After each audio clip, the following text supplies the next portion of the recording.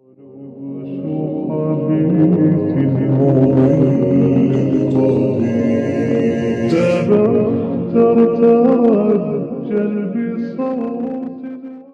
میں مسلمانوں کی دو بڑی مسالک ہیں، شیعہ اور سنی، جن کی بنیاد پیغمبر محمد کی وفات کے بعد امت میں قیادت کے مسئلے پر پیدا ہونے والے اختلافات پر رکھی گئی۔ پیغمبر کی زندگی میں مسلمانوں کو صحیح راستے پر چلنے کی تعلیم دی گئی، عدل و انصاف اور اخوت کے اصول بتائے گئے اور امت کے لیے رہنمائی کے طریقے بیان کیے گئے۔ لیکن ان کی وفات کے بعد مسلمانوں کے درمیان یہ سوال پیدا ہوا کہ امت کے رہنما کا انتخاب کس طرح ہونا چاہیے۔ سنی مسلمان عقیدہ رکھتے ہیں کہ خلافت کا نظام شوری یعنی مشاورت اور عوام کی رائے کے ذریعے قائم ہونا چاہیے، اور خلفاء عوام کے منتخب نمائندے ہوتے ہیں جو عدل و انصاف کے اصولوں پر عمل کریں۔ سنی مسالک کے نزدیک پیغمبر کے بعد ابوبکر صدیق رضی اللہ عنہ کو خلافت دی گئی، پھر عمر بن خطاب، عثمان بن عفان اور علی بن ابی طالب رضی اللہ عنہ کو یہ منصب ملا، اور یہ چاروں خلفاء امت کی رہنمائی اور اسلامی قوانین کی عملداری کے لیے مثالی سمجھے جاتے ہیں۔ شیعہ مسلمان عقیدہ رکھتے ہیں کہ خلافت مخصوص افراد کے لیے اللہ اور رسول کی طرف سے مقرر تھی، خاص طور پر اہل بیت کے حق میں۔ ان کے نزدیک امام علی رضی اللہ عنہ کو پیغمبر کی وفات کے بعد امت کے رہنما کے طور پر منتخب کیا گیا، اور یہ قیادت وراثتی طور پر ان کے بعد ان کے اولاد میں منتقل ہوتی رہی۔ شیعہ عقیدے کے مطابق امام نہ صرف سیاسی رہنما ہوتے ہیں بلکہ دینی اور روحانی رہنمائی کے ذمہ دار بھی ہوتے ہیں۔ یہ امام امت کو صحیح راستہ دکھاتے ہیں اور اللہ کے احکام کی تشریح کرتے ہیں۔ اس نظریہ کے مطابق امام کی رہنمائی اللہ کی طرف سے مخصوص ہوتی ہے اور یہ انسانی انتخاب سے نہیں بدلتی۔ یہ اختلافات صرف سیاسی نہیں تھے بلکہ رفتہ رفتہ عبادات، فقہی مسائل اور علمی روایت میں بھی ظاہر ہوئے۔ نماز کے طریقے، اذان کے الفاظ، فقہی مسائل اور مذہبی تقریبات میں فرق دیکھنے کو ملا۔ سنی مسالک میں چار اہم فقہی مذاہب قائم ہوئے: حنفی، مالکی، شافعی اور حنبلی، جبکہ شیعہ میں امامیہ اثنا عشریہ سب سے بڑا گروہ ہے، اور علاوہ ازیں زیدی اور اسماعیلی گروہ بھی موجود ہیں۔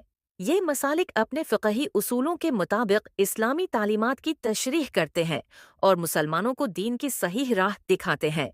پیغمبر کے بعد خلافت کے معاملے پر اختلافات نے مسلمانوں کو کئی اہم تاریخی واقعات سے گزارا۔ ابوبکر صدیق کی خلافت سنی روایت میں اولین خلافت تھی، جبکہ شیعہ نظریہ کے مطابق یہ علی کے حق میں غصب تھی۔ عمر بن خطاب، عثمان بن عفان اور علی بن ابی طالب رضی اللہ عنہ کی خلافت کے دوران مختلف سیاسی اور سماجی مسائل پیدا ہوئے، جن میں بعض جنگیں اور تنازعات شامل تھے۔ جنگ جمل، جنگ صفین اور کربلا کے واقعات نے مسالک کی تقسیم کو مزید مستحکم کیا اور دونوں مسالک کی شناخت واضح کی۔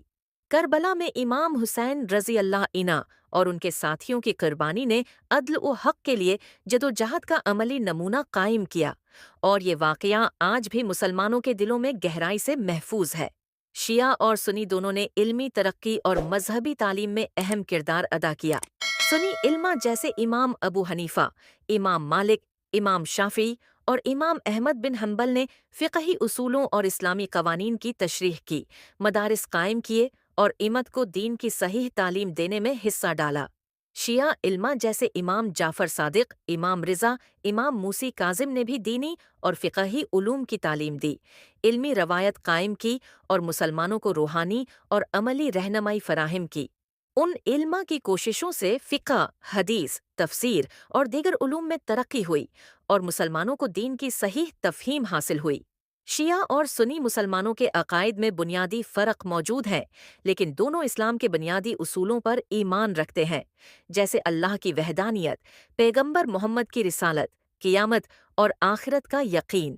شیعہ مسلمان امام کی ضروری رہنمائی پر زور دیتے ہیں، جبکہ سنی مسلمان عوامی شوری اور خلفاء کی مثال پر یقین رکھتے ہیں۔ عبادات میں معمولی فرق ہونے کے باوجود دونوں مسالک کا مقصد اللہ کی عبادت، انسانیت کی خدمت اور دینی اصولوں پر عمل کرنا ہے۔ تاریخی طور پر دونوں مسالک نے معاشرتی ترقی، علمی ارتقاء اور دینی اصلاحات میں کردار ادا کیا۔ مختلف دوروں میں علماء نے امت کو متحد رکھنے اور دین کے صحیح پیغام کو عام کرنے کی کوشش کی۔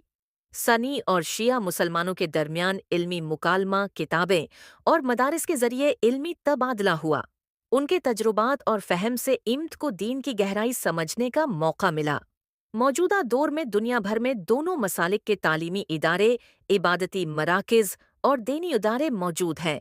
بعض ملکوں میں سیاسی اور سماجی اختلافات دیکھنے کو ملتے ہیں، لیکن زیادہ تر مسلمان بھائی چارے، احترام اور امن کے ساتھ زندگی گزار رہے ہیں۔